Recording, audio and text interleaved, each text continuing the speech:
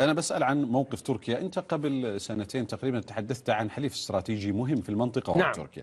تركيا فقط هي الدولة الوحيدة التي وقفت معنا ضد جاستا بخطابها الرسمي عارف للرئيس. ليه؟ عارف ليه؟ لأن ما أعطيناها رز. نعم، لأن بيننا وبينها قواسم، لأن بيننا وبينها دين. قواسم دين وتاريخ وأمة.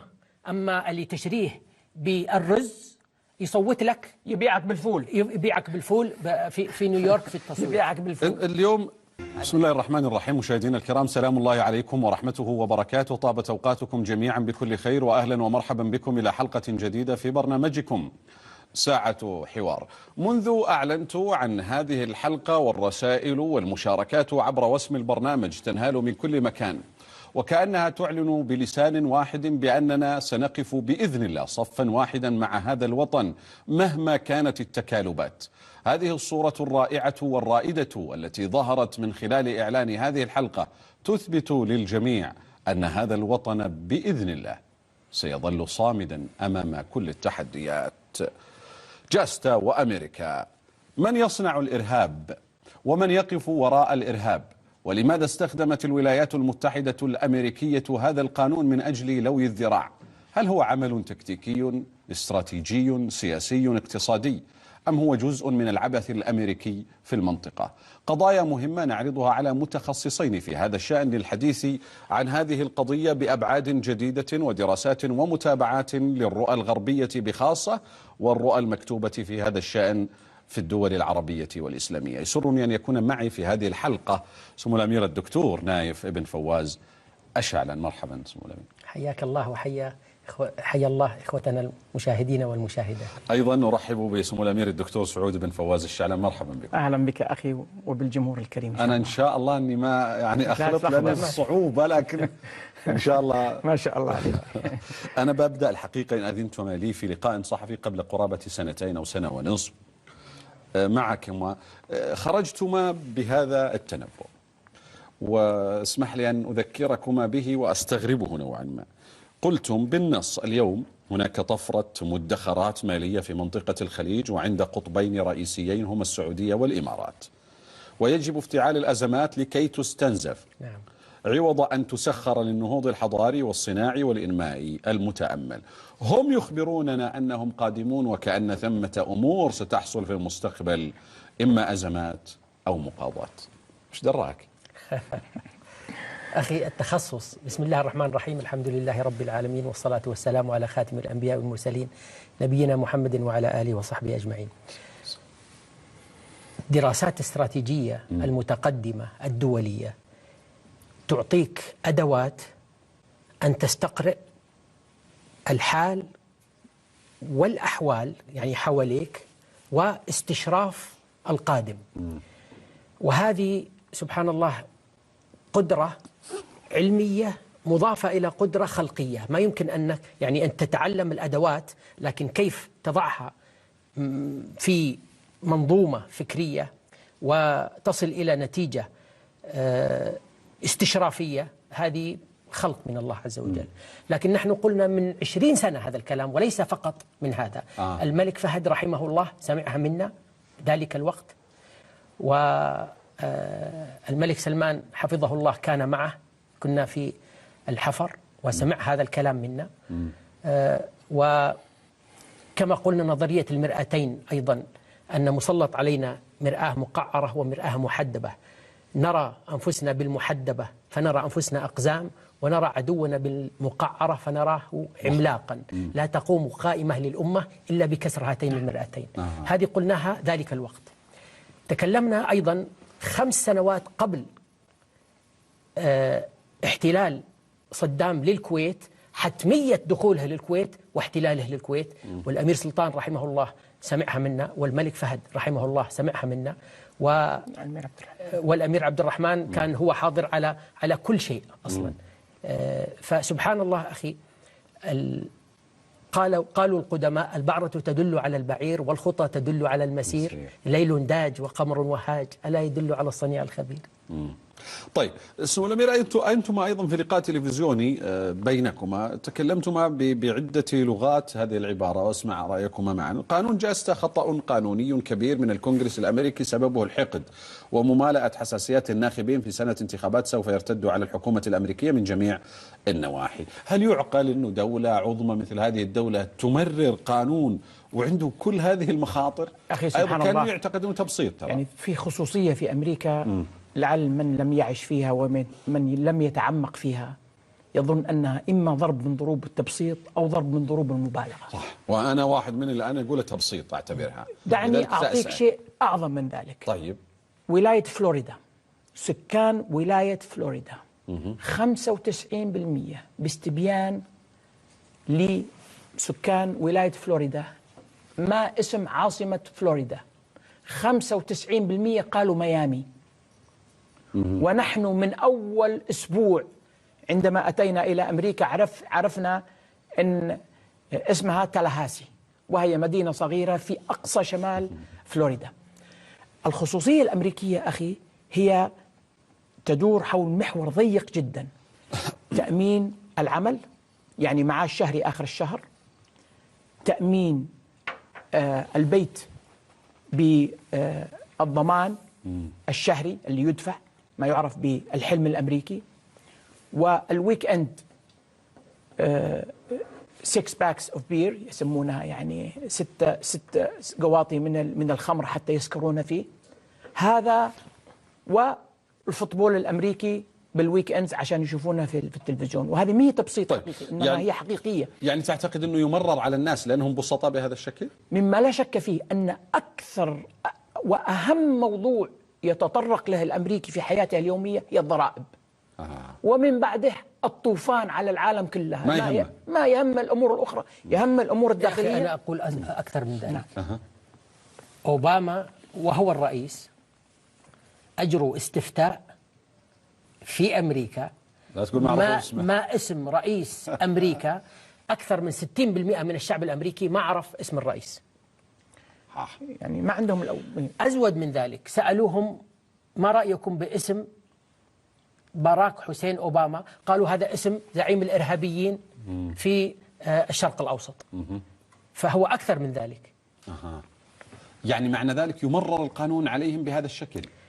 شوف أخي، نحن اليوم في سنة انتخابات، وسنة الانتخابات في أمريكا هي سنة استثنائية بكل المعايير. لذلك اليوم في أمريكا من أراد الوصول، إن كان لأن في انتخابات رئاسية وفي انتخابات للسناترز. طيب. من أراد أن يصل يجب أن يهاجم الإسلام اليوم.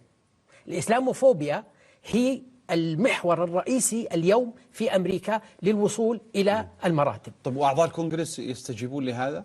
يا أخي سوف نرى بعد قليل تصويت الكونغرس، وسوف نرى تعليق البيت الأبيض وباراك أوباما نفسه عن هذا الكونغرس. قال أنا حذرتهم وأرسلنا لهم. قال رئيس CIA ضد هذا القانون، قائد سلاح الأركان ضد هذا القانون، ووزير الدفاع ضد هذا القانون، ووزير الخارجية ضد هذا القانون. وقال أيضا وزارة العدل الأمريكية ضد هذا القانون. نعم. وقال وحلفاءنا في أوروبا كلها ضد هذا القانون، وأبلغونا بذلك، ونحن أبلغنا الكونغرس بهذا الإجماع. كيف يكون من أجل الانتخابات؟ مدام كل هؤلاء يعني ضدك كيف يكون لحظة عفوا، بس أنا أقول لك ليه. لأن في عقلية الأمريكي اليوم الإسلاموفوبيا هي الهدف، والضحايا هم عوائل ضحايا 11 سبتمبر. فأي قانون يتكلم عن ضحايا 11 سبتمبر هذا اللي يوصلك إلى أعلى المراتب. لذلك هذا يعمي كل شيء طبعا. يعني هذا تبسيطا يعني. نعم. للإنصاف كل انتخابات لها موضوع محوري. عندما كان بعد بوش الابن للمرة الثانية وكان ينافس ريغن، كان ينافس أوباما على الرئاسة، كان الحلم الأمريكي والحقوق والشفافية والضعيف هذه مواضيع كانت محورية، ولذلك كان شعارهم يس وي كان، نعم نقدر، يعني نعم نقدر أن نكسر الاحتكار لمجموعة معينة ولنخبة معينة في الحكم في أمريكا. ولذلك كان هذا محور الانتخابات كلها. وطبعا محور الرئيسي كان إصلاح النظام الضريبي ونظام الصحة العامة في أمريكا، فكانت هي الأساس وهي الموضوع الساخن. أما اليوم الموضوع الساخن فهو الإسلام والمسلمين والإرهاب، ولذلك كانوا ولا زالوا يتسابقون من يقدم شيئا، من يتحدى ثوابت حتى الإنسانية في ذلك. بس أيضا ما دمتم تتحدثون عن أنه ممكن تبسيط هذه القضية، ممكن يخرج من يقول لنا أنت جالس تعدد أركان في دولة، يمكن أن يبحثوا عن موضوع يهاجموا فيه الإسلام غير هذا الموضوع الذي سيضرهم يعني بالإجماع. بكل بساطة جهزوا لي التقرير اللي ذكرناه قبل قليل، تفضل. بكل بساطة أخي، أن خلال أقل من يومين بعد التصويت على هذا المشروع 38 نائب رجع عن هذا القانون بهذه السرعة، قالوا ما عرفنا عنه أبدا وما عرفنا ماذا يعني. لا أزود من ذلك أخي، قال صوتنا عليه ولم نقرأ عنه. يعني ما قرأوا المشروع ولا قرأوا عنه. لا قرأوا المشروع ولا قرأوا تحذيرات البيت الأبيض التي أرسلت إليهم ولا تحذيرات CIA. جهزوه لو تكرمتم. متحدث البيت الأبيض هاجم أعضاء الكونغرس وقال إنهم يتصرفون مثل ما يتصرف تلاميذ في مدرسة ابتدائية، ولا يوجد عذر لخطئهم غير الاعتراف به. هذا التصريح جاء رد على أعضاء الكونغرس، قالوا إنهم صوتوا عليه لأن البيت الأبيض لم يخبرهم بما تداعياته. وهذا كذبة، هذه كذبة وعذر يعني الحقيقة من أعضاء الكونغرس. لا الآن سوف نرى أيضا. جهزوا يا شباب الله يكرمكم. تفضل. في أيضا تقرير أيضا من باراك أوباما الرئيس الأمريكي، سئل عن هذا السؤال أيضا منذ أسبوع وجاوب، وسوف نرى في خطابه للقوات المسلحة الأمريكية، وسوف نرى جوابه عن ذلك أيضا. طيب. هو يكذبهم، يقول لقد أرسلنا إليهم. يعني البيت الأبيض أرسل لأعضاء الكونغرس وهم يقولون ما جانا شيء. هم يقولون ما قرأنا، ما قالوا ما جانا شيء، لكن قالوا ما قرأنا. بس يقول لأن البيت الأبيض لم يكن واضحا في شرح تداعياته. يعني كلمة واضح فضفاضة هذه. يعني شوف أخي، من أراد أن يتعامل مع الأمريكان يجب أن يعرف على أن عندهم كلمات مفتاح قانونية اسمها يسمونها كلمات مفتاح. طيب وش نبدأ الآن؟ بأي تقرير تبغون نعلق عليه؟ أولا قبل أن نبدأ يجب أن نعرف الخلفية الأمريكية التي هي تحاكم اليوم عن الإرهاب. خلينا نشوف نصاعة تاريخه في حقوق الإنسان. ممكن الصورة الأولى للجنرال أمهرست. طيب حتى تجهز، وش بيكون الحديث عن ماذا؟ عن تاريخهم الأسود. عن تاريخهم الأسود، لأنه جنرال أمهرست في سنة 1763 في 13 جولاي أرسل رسالة. الجنرال يقول أنه يجب أن اللي هو هذا هو أيضا. نعم هذا هو. هذا جنرال أمهرست. ممكن نرى الصورة اللي بعدها. طيب ايش فيها؟ أرسل هو رسالة. نعم هذه الرسالة بحثت عنها شهر كامل في كل هذه مصورة تصوير. نعم صورتها من أراشيف عالمية حتى لقيتها. إيش فيها؟ لأن هذه هي الرسالة الأصلية التي أرسل هذا الجنرال إلى قائد عنده يقول أعطوا الهنود الحمر بطانيات موبوءة بالجدري، وقتلوا مئات الآلاف من الهنود الحمر. يعني أول حرب جرثومية في التاريخ في سنة 1763 لأمريكا. وهذه هي الرسالة. ممكن نرى التي بعدها. طيب وهذا أنت تريد منها إثبات تاريخ سوف نتكلم. هذه مدرسة أخي، يعني مدرسة إرهابية. لذلك دعنا نكمل. يعني هذه هي جواب القائد المحلي على الجنرال أمهرست. يقول له أن لقد نفذنا أوامركم وأرسلنا البطانيات الموبوءة، وبدأت تفعل فعلها، لكن يا ليتنا قتلناهم كالكلاب كما يقتلهم الأسبان. هكذا يجاوب عليه في الرسالة. يعني هذه هي معطيات قضية إجرامية جنائية. أي محكمة في العالم ترى أن هنالك من يدبر جريمة وهنالك من ينفذ هذه الجريمة ثم يرجع إلى مرجعه ليبشره أنها تمت كما أمر بها. بس وهذه يتمنى أنها كاملة أحسن. الأركان. يعني جريمة كاملة الأركان قابلة للمحاكمة اليوم وبعد 1000 سنة وقبل 300 سنة. أخي المشاهد، يجب أن تعلم على أنه إحصائية رسمية، أقل الإحصائيات الرسمية في أمريكا تقول أن الحكم في أمريكا عندما أتى الرجل الأبيض إلى أمريكا قتلوا في القارة الأمريكية 54 مليون هندي أحمر، فنوهم عن وجه الأرض في ذاك الحين، في ذلك الوقت. تصور أنت يعني هذه إذا أردت أن تسقطها على إسقاطات اليوم يعني كأنك قتلت 500 مليار شخص.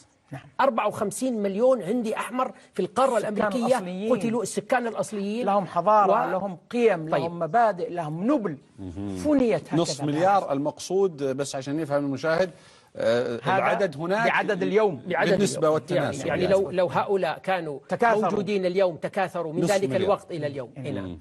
وإذا أردنا أن نرى إحصائية أخرى أخي،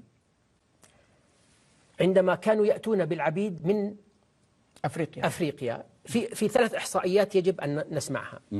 الإحصائية الأولى يقولون لكل 100 عبد جابوهم ووضعوهم في السفن 200 قتلوا مقابلهم. يعني ما زالوا 200 قتلوا حتى يمسكون هذه يمسكون 200 يمسكون 100 ويقتلون 200. نعم. يقتلون 200 حتى يمسكون 100 حتى يضعونهم في السفن. خلال السفر وخلال الإبحار من أفريقيا إلى أمريكا، من كل 10 وضعوهم في السفينة 8 ماتوا ورموهم في البحر. الإحصائية في إحصائيتين، إحصائية تقول أنهم قتلوا 200 مليون أسود من أفريقيا أتوا بهم عبيد، وفي أقل الإحصائيات تقول 100 مليون الذين قتلوا في ذلك الوقت ورموا في البحر طعاما للقروش. طيب دعنا نكمل السلسلة لأنها مهمة جدا أن يرى المشاهد هذا التاريخ الناصع الذي الآن فجأة صار عنده من الضمير الذي يتهم دولة بدون أي دليل بدون أي برهان على مجرمين خارجين على دولتهم ويحمل مسؤولية تلك الدولة. دعنا نكمل سريعا. المؤرخ الشهير الأمريكي جاك كروفورد سماها The African Holocaust، يعني الإبادة الجماعية للأفارقة.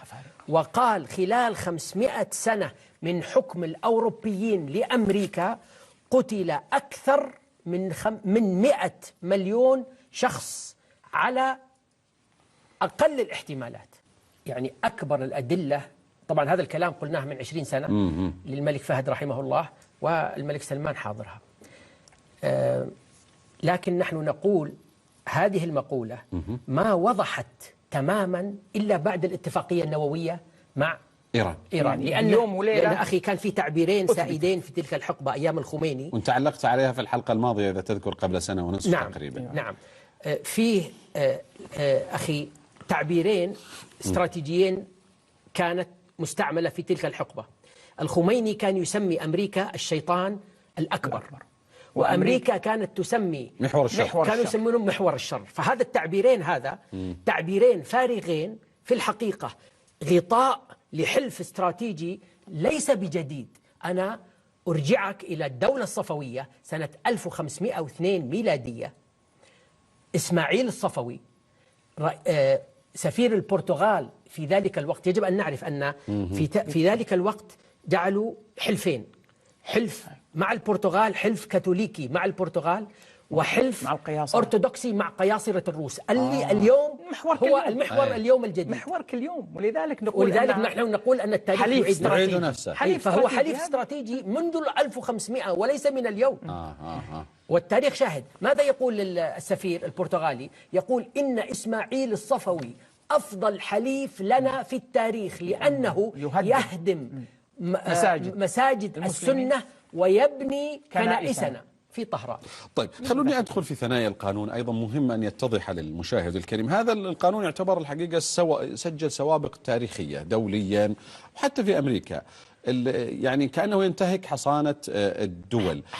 هل يمكن أنه ينقض حتى بعد هو ليس بقانون، هو مشروع قانون أو أولا للتفصيل ولو وافق عليه الكونغرس؟ لا وافق. دعنا أقول وافق ما يعتبر قانون مشروع؟ لا ما زال، لأن هو بعدها يشرع عليه المواد ويصبح قانون. اليوم هو مشروع قانون. طيب حتى بعد هالقلق اللي أنتم ذكرتوه من كل الوزارات ممكن يرفض.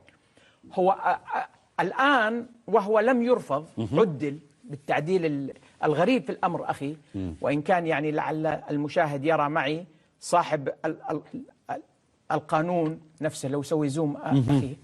هذا سيناتور من نيوجيرسي اسمه شومر، طبعا يهودي صهيوني ومن أكثر الناس يعني نشاطا لقضية إسرائيل وكل ما يدور حولها. اي نعم. يهودي من نيوجيرسي. هو الذي طرح هو طرح هذا القانون وهو الذي طرح تعديله بعد أيام، لأن أيقن بالضغط من كل المؤسسات الأمريكية ومن حلفائهم في العالم أن هذه أكبر نسف لكل ثوابت العالم للتاريخ، وهذه إعادة الناس إلى أكبر فوضى خلاقة موجودة في العالم كله. أنا لاحظت وأنتم تتحدثان تريدان اسم السعودية، هناك من يقول ليش هذه المخاوف من القانون؟ القانون لم يريد اسم السعودية لا ولم تتم إدانة السعودية، ليش أنتم خايفين؟ شوف يا أخي، يعني هذه مثل اللي يقول if it works. هذه طبعا ذكرنا بالمقولة الأمريكية قالها نائب الرئيس الأمريكي عندما زار بلد معينة، فسألوه قالوا له هل هذا الذي حدث هو ثورة أم انقلاب؟ فقال if it walks like a duck and quacks like a duck then it's a duck. إذا كانت تمشي كالبطة وتكاكي كالبطة إذا هي بطة. إذا نحن نقول هذا يعني كأنهم يلمحون. يعني هم يقولون اليوم يعني يفصلون مشروع فضفاض لكن كالقمع، يعني في رأسه وفي أساسه فضفاض، أما في تطبيقه فهو هادف. بس هو لابد من التفصيل إلى حدث معين. أيوة. نعم. جاستا كمشروع قانون أولا هو منافي للدستور الأمريكي. منافي للدستور من الأمريكي. هل الحين أقول لك ليه؟ كيف؟ لأن البند الثاني من الدستور الأمريكي يقول كل قانون مغاير أو يتصادم مع القانون الدولي فهو لاغي. وهو هذا متصادم مع كل القوانين والأعراف الدولية باعتباره يرفع الحصانة الدولية، الحصانة للدول اللي يسمونها sovereignty. هذه كل القانون الدولي وتوازن الدول وبقاء على والمحاكم الدولية وكل شيء يتعلق بهيئة الأمم وكل أفرعها مبني على هذا يتصادم معها. فمعناها يعني هذا يشل القرار الدولي. هذا يشل القرار الدولي، ولذلك أوروبا صاحت من هذا القرار. والآن أمريكا، نحن نطمئن إخوتنا المشاهدين. طبعا في مقالة أردت أن أرسلتها نوعا ما فيها نكتة. يقول في الإنجليزي، يقول واحد من أكبر المحللين القانونيين واستراتيجيين يقول أن قانون جاستا ظاهره هو ضد السعودية، لكن في الحقيقة هو كالكلب العقور يأتي ليعضنا من مؤخرتنا. لأنهم هم أكبر. to bite our ass، هكذا قالها كتابة يعني. فمن يعرف الإنجليزي لا نريد أن نترجمها في العربي حرفيا، لكن لطفناها فقلنا مؤخرا. الحلول الحقيقية في نظركم التي بيد السعودية قبل التوجه للمحاكمة، هل يمكن أن يعمل شيء استباقي لهذه القضية؟ يمكن يكون في تسوية حل؟ أولا أريد أن أطمئن الجمهور والشعب السعودي. اليوم أقول لهم أن هذا لا يشكل خطر على المملكة لا من قريب ولا من بعيد. لكن تطمئن ولا؟ أطمئن، لكن أقول هذا مؤشر نوايا وليس قضية علينا. كيف ما يشكل خطر وأموالنا هناك كما تعترف؟ هذا النقطة اللي يقول هو مؤشر يعني، ولذلك وقال لماذا قلت أنا؟ أيوة. لأنه أولا هذا القانون وصفه أخي في الأسبوع الماضي بأنه أكرمكم الله كالكلب بلا أسنان، بلا أسنان، يعوي كثيرا وليس له أسنان أن يعض بها. لأنه يعني شوف، أولا في 3 مراحل. المرحلة الأولى هو إيجاد القانون، وهذه ما تمت إلى الآن، أنتم تقولون ما زال مشروع. ما زال مشروع. طيب. وبعدها يصبح قانون. حتى يصبح قانون يجب أن يقنن ببنود وبضوابط وبأحكام، وهذه يعني أن يشرع. هذا مشروع قانون لم يشرع بعد. المرحلة الثالثة هو الوصول إلى المحكمة. وفي المحكمة يعني ما فيه محكمة في العالم تحترم حتى أقل، يعني وصف أخي قال حتى في الكونغو وفي أدغال أفريقيا لا يمكن محكمة أن محكمة تحترم نفسها بهذه تقبل قضية على فضفاضة بهالاتساع هذا بدون أي عناصر حقيقية فعلية. أنتم تقولون أن المحاكم الأمريكية تقبل لو واحد في الشارع عثر. لكن الجهة الأخرى من الخطر أخي أن الدولة الأمريكية هي الدولة الوحيدة اللي قانونها يسمح برفع الدعاوي بما يعرف التفكير بالشروع بالعمل. التفكير بالشروع في العمل. شو نعرف التفكير؟ لا أخي، أزود من ذلك. الأزود بعد 11 سبتمبر طلعوا قانون يسمونه باتريوت أكت. قانون الوطنية. قانون الوطنية هذا الوطنية. نعم. ممكن نتحدث عن قانون الوطنية بعد هذا الفاصل. فاصل قصير ثم نعود. أرجو أن تبقوا معنا لاستكمال هذه الحلقة.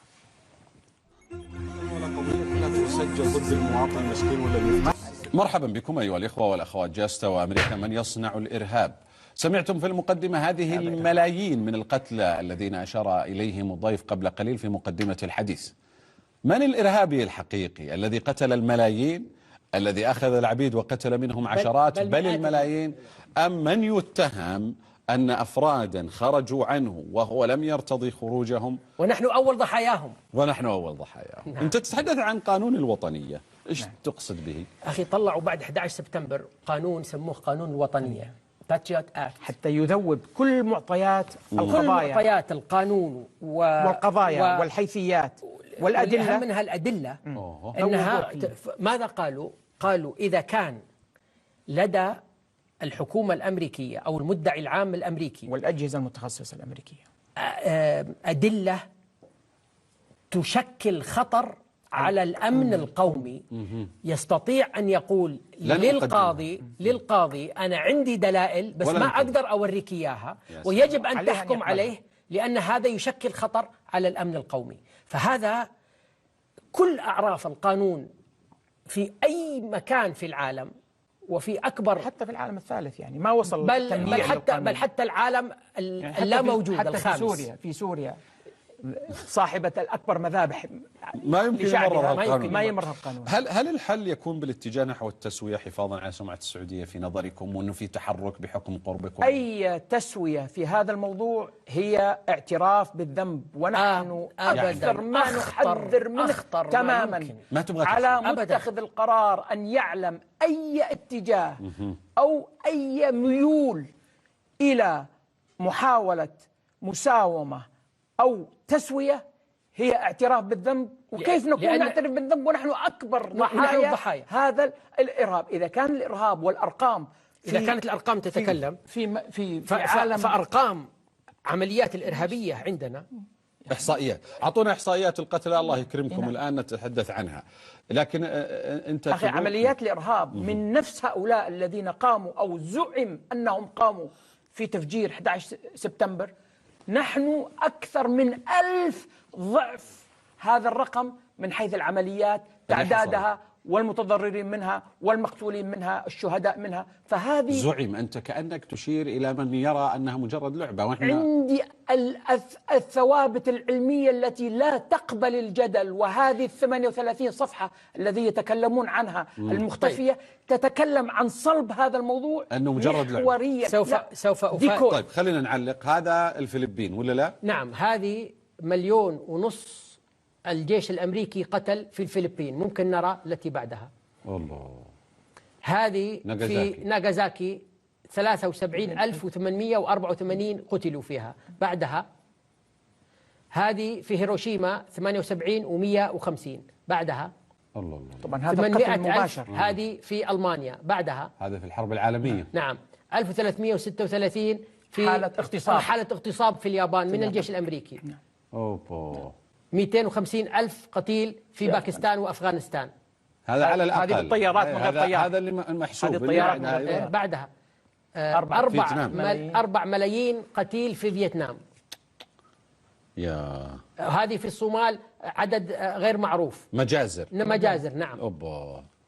هذه كل هذه هذه خلال الحرب العالمية الثانية في إيطاليا وألمانيا وغيرها. هذه نعم. مجازر هائلة. نعم 60 مليون مجموع ما قتل 60 مليون في الحرب العالمية طيب الثانية. باقي شيء دكتور؟ مما يستغرب أنكما تناديان بالتعامل بالمثل في هذه القضية. واحد نعم. مو واحد بل عدد كبير يقول الحديث عن أنه الرد بالمثل وأنه من الإمكان، هذا أيضا من التبسيط.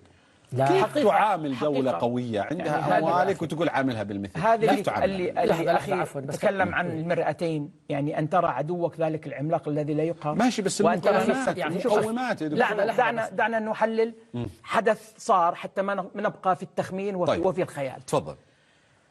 رصد أكثر من 20 مليار لأكثر من 35 سنة، ويعني جيل كامل نمي لجيش دولة اسمها تركيا، حتى في الوقت المناسب يأمرونه فينقلب على ما يعرف بالشرعية الدستورية المنتخبة. وفي يوم في ليلة بالتليفون بالتليفون بلاش أخي. بالفيس تايم اللي حاجبينه عندنا يعني اللي رجعوه لنا. نعم ما كلفهم قرش.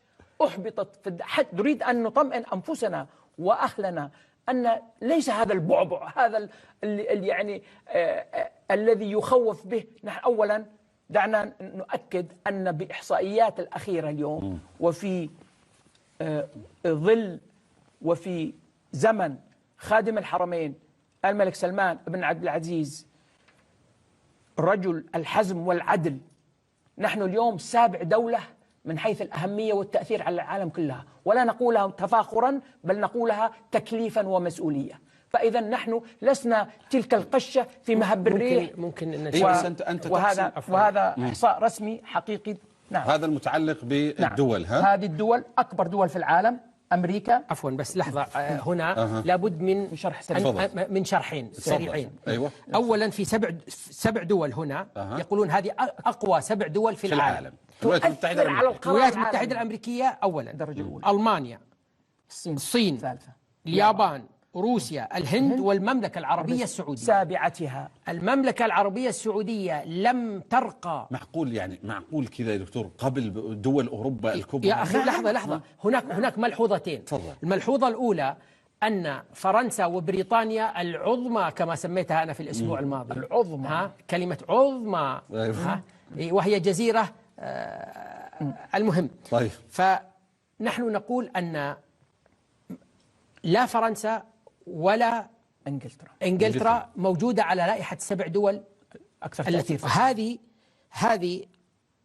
الأمريكان انترست، هذه أكبر منظمة للتنظير الاستراتيجي في أمريكا. وضعت المملكة لم ترقى إلى هذا المستوى إلا بعاصفة الحزم المباركة بسلمان الخير وسلمان القوة وسلمان العدل. نكون من 20 دولة الأكثر تأثير. اليوم نحن 7 بقرار واحد بكسر مرآة واحدة من المرآتين. هذا دليل. تقصد أنه من الممكن من خلال مجرد التصنيف أن نتعامل مع قضية مثل جاسة؟ لا يا أخي ليس بهذا التصنيف، لكنها هي تعطيك ثقة.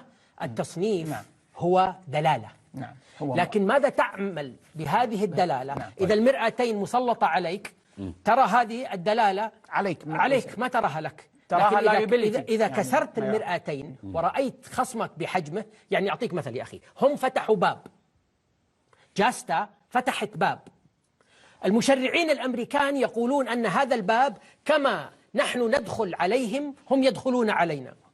طيب أنا بسأل عن موقف تركيا. أنت قبل سنتين تقريبا تحدثت عن حليف استراتيجي مهم في المنطقة وهو نعم.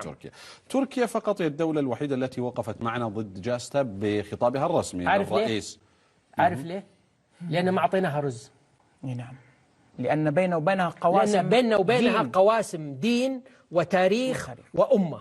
أما اللي تشريه بالرز يصوت لك، يبيعك بالفول في نيويورك في التصوير. يبيعك بالفول. اليوم أنها أخذت عقد من الحكومة الأمريكية ومن الجيش الأمريكي ب$540 مليون أن تفتعل فيديوهات كاذبة عن الإرهاب الإسلامي في العراق والشام وأماكن أخري. موقعها الرسمي، هذا موقعها الرسمي. نعم رسمي. بل هو يقاضيهم اليوم المخرج يقاضيهم لأنه صار في خلاف مالي وهكذا، ولذلك أخرج هذه المعلومات. الحقيقة أنه إبداع الإخراج. اي نعم، يبدعون في الإخراج. أنا أقول مستحيل هذه تكون داعش يعني شوف، لو أخي يرون التسمية يقول لك fake news and false flags. false flag operations يعني عمليات يعني بعلم كاذب. يعني المنفذ شيء، يعني المنفذ شيء والانتباه يشد إلى فاعل آخر وهو ليس بالفاعل الحقيقي، إنما الفاعل الأخير الحقيقي هو خفي في هذا الموضوع. أنت بس عشان يعني أربط القضية بالبعد الاقتصادي، هناك من طرح رؤى اقتصادية للرد على جاستا، منها فك ارتباط العملة السعودية بالدولار، منها عدم بيع البترول بالدولار. اقترحناها احنا من زمان. أولا يعني أنت لك أكثر من 25 سنة أنا تنادي في من هذا 25 سنة وأنا أنادي بذلك، وذهب إلى بالخليج كان له محاضرات، وتكلمت وفي المحاضرات مسجلة ومتلفزة في الكويت وفي البحرين وفي قطر وفي عمان. أتكلم عن هذا الكلام في سنة 98 ميلادي. وأنا طالبت من ذلك الوقت بالعملة الموحدة الخليجية. يا أخي العملة الموحدة الخليجية، ومما أذكر ما قلت بأنك قلت أن الأموال العربية في أمريكا هي رهينة. واليوم أول حدث استحقاقي فعلي أثبتت أنها رهينة، بمعنى أنها تمنع عنك في أي لحظة بأي حجة. وحتى سئلت في ذلك الوقت كيف ترى العملة الموحدة؟ قلت تستطيع أن تأتي بيوم وليلة العملة الموحدة وفي يوم واحد تكون عملة عالمية، يعني عملة صعبة ما يسمونها. قالوا كيف؟ قلت مجرد أن تعلن دول الخليج أنها لن تبيع بترولها إلا بهذه العملة، يصبح الطلب عالمي على هذه العملة وتكون في يوم واحد عملة صعبة من العمل. لكن أنا أشكر وأشجع القرار الذي اتخذ الأسبوع الماضي بالبدء بالتداول باليوان الصيني ودخوله في سلة عملات، أن يصبح حدث، لأن أول كنا نتعامل مع الصين بالدولار، اليوم صرنا نتعامل مع الصين باليوان وهم يتعاملون معنا بالريال. هذه من الخطوات التي كنا نطلبها منذ 20 سنة، وشكرا لهذا الملك العملاق. وهذه مؤشر أخي إلى ما قد يحدث فيما بعد. نحن نقول بأن العلاقات الثنائية بين الدول وخاصة الدول الحليفة لأكثر من قرن، يعني المملكة العربية السعودية لها خصوصية في علاقتها مع الولايات المتحدة الأمريكية خاصة. هي حليف استراتيجي، أو هكذا ظنينا أنفسنا، أو كنا نفهم، ونحن كان لنا رأي آخر، لكن كنا نفهم، ومتخذ القرار كان يفهم بأن نحن حلفاء استراتيجيين لأمريكا.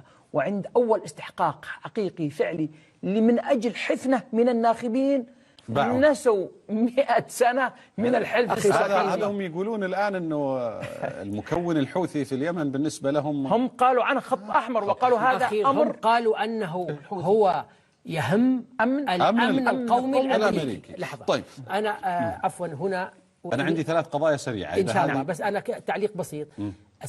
منذ سنتين انتهيت من كتاب في بريطانيا اسمه The Great Betrayal، الخيانة العظمى. تحدثت عنه كيف أن الغرب وأمريكا خانت المملكة العربية السعودية وحلفائها في المنطقة، وفي أول استحقاق استراتيجي باعتهم لإيران. طيب اللي هو أنتم كان لك جمعية إسلامية خلال تواجدك في الولايات المتحدة الأمريكية ويجتمع فيها النشطاء والدعاة المسلمين في الولايات المتحدة الأمريكية. يبدو أنه في ربط بينها وبين الإرهاب، لأنه أنت تتهم بأنك واحد من داعمين يعني أخي كل من يصلي 5 صلوات في وقتها وفي جماعة وفي جماعة بالنسبة للمعطيات الأمريكية. لا أنا أريد أن أجاوبك بصفة رسمية وقانونية. طيب راند، مؤسسة راند المشهورة، حددت الإرهابي والإسلامي واحد، وقالت كل من يطمح أو يريد أو يفعل أن يحكم الشريعة فهو يعتبر، يعني من يعتقد أن القرآن مرجع ملزم فهو عنده. بس هذا بالعموم، لكن فرق أن نخصص جمعية معينة هذا شيء عام. لا يا أخي تخصيص لم يخصص. أما على موضوع التخصيص لا العكس، نحن كسبنا كل القضايا عليهم. هذه يعني نقطة مهمة. يعني الاتهام كان اتهام سياسي، والمحكمة العليا في أمريكا برأت كل النشاطات الإسلاميين اللي موجودة في الولايات المتحدة الأمريكية. الموقف السياسي اليوم من موقف مصر في التصويت الحقيقة، وهذا واضح. هناك مجموعة على الأقل من المؤشرات. اليوم معالي الأستاذ خالد التويجري غرد: أسف ما بعده أسف يا فخامة الرئيس أن يحدث ذلك منكم تجاه المملكة بالذات، أنسيتم مواقفنا معكم كأشقاء. وهناك تغريدات ما أقول قريبين من صنع القرار، لكن على الأقل يتلمسون القرار. يعني في غضب سعودي واضح من الموقف المصري، وما صرح به مندوب المملكة يعني الدائم أن هذه التغريدة قد تكون يمكن أكلف تغريدة في التاريخ. أنا أسميه أكلف أسف في التاريخ. إذا كلمة متأسف كلفتنا 30 مليار أو 40 مليار دولار، فالحقيقة على كل حال هذا يحصل في كل أنا الدول. أسف لهذا الأسف. طيب أنتم تتوقعون موقف مصر سيتغير ولا سيستمر هكذا؟ شوف يا أخي، نحن لا يهمنا مواقف الآخرين، يجب أن نراعي ونعيد برمجة وصياغة مواضعنا نحن. القواسم المشتركة الحقيقية الفعلية يعني ذات الديمومة بيننا وبين حلفائنا، يعني العقيدة أولا ثم المصير المشترك ثانيا. الآن من الثوابت اللي كل من ظن في حقبة ما أنهم كانوا أشد الخصام معنا، تركيا، السودان والمحاور اليوم اللي عندما احتجتها فعليا حقيقيا في اليمن هي التي وقفت معك. اليوم أثبتت الأحداث أن كنا على حق. ومن طيب. أول من تكلم ضد جاستا تكلم بشقين بصيغتين. الرئيس التركي في الرئيس اليوم الأول أردوغان، لا قبلها أردوغان خاطب نائب الرئيس الأمريكي وقال هذا القانون نرفضه وسوف نحشد كل الطاقات ضده. طيب. ومن ثم قالها أمام البرلمان التركي أيضا، قال نحن مع المملكة قلبا وقالبا وهي الشقيقة الكبرى لنا. وثالثا هو صاغ اليوم مشروع يقابل تماما وكأنها مرآة عاكسة لمشروع جاستا فيما يتعلق في قتل الانقلاب الفاشل ليحاكم فيها أمريكا في هذا الصوت. أنا بقي معي دقيقة إذا سمحتم. ومن حق المشاهد يقول هذه وطني وبلدي، أعطوني خطوات عملية لأقف معها ضد هذا القانون. أنا ما أملك مثلك أروح لمنظمات أو غيرها. ماذا أفعل أنا في وسائل التواصل وغيرها؟ دعنا لو سمحت بس دقيقة لو يوريني كلوز اب على الموضوع هذا اللي هو لو سمحت. هذا بيان يوضح على أن وضعنا هذا يقول البروجكشن يعني ل5 سنوات قادمة اقتصادا ومعطيات اقتصادية واجتماعية. يرون أن المملكة خلال 5 سنوات هي في زيادة مضطردة حتى تصل إلى القمة في السنة الخامسة. فنحن أفضل بكثير اقتصاديا واجتماعيا، اقتصادي وسياسي واجتماعي وقانوني أفضل مما كنا عليه في ماذا يفعل الآن مثلا شاب في مواقع التواصل ولا فتاة دفاعا عن وطنه؟ هل من استراتيجيات معينة؟ هل يمكن للمنظمات الإسلامية في الأمم المتحدة تعمل شيء؟ باختصار كرما. باختصار تسألنا عن حلقة 2 ساعات.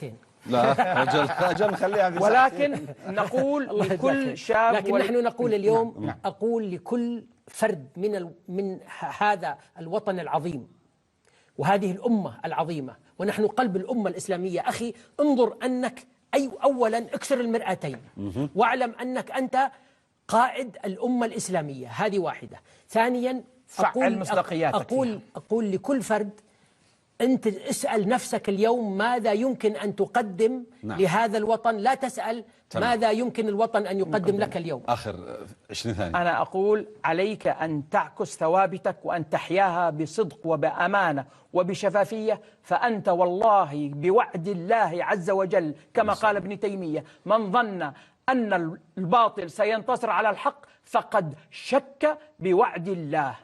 أشكر لكم إتاحة الفرصة. شكرا للأمير الدكتور نايف بن فواز الشعلان، شكرا جزيلا لك سمو الأمير. جزاك الله. شكرا للأمير الدكتور سعود بن فواز الشعلان. بارك الله فيك يا أخوي، أهلا وسهلا. شكرا لكم أنتم أيها الإخوة والأخوات على طيب المتابعة. تحدثنا عن جاستا وأمريكا من يصنع الإرهاب بالأرقام والحقائق. نحن أبعد الناس عن الإرهاب، نحن وطن السلام الحقيقي، ومن يصنع الإرهاب هو من يسعى الآن لمحاكمتنا. قفوا جميعا، مدوا أيديكم لهذا الوطن لنقف معه جسدا واحدا. وطننا بإذن الله سيبقى شامخا. شكرا لطيب المتابعة. تحية من فريق البرنامج. ألقاكم الأحد القادم بإذن الله تعالى وأنتم على خير، والسلام عليكم ورحمة الله وبركاته. وعليكم السلام ورحمة الله وبركاته.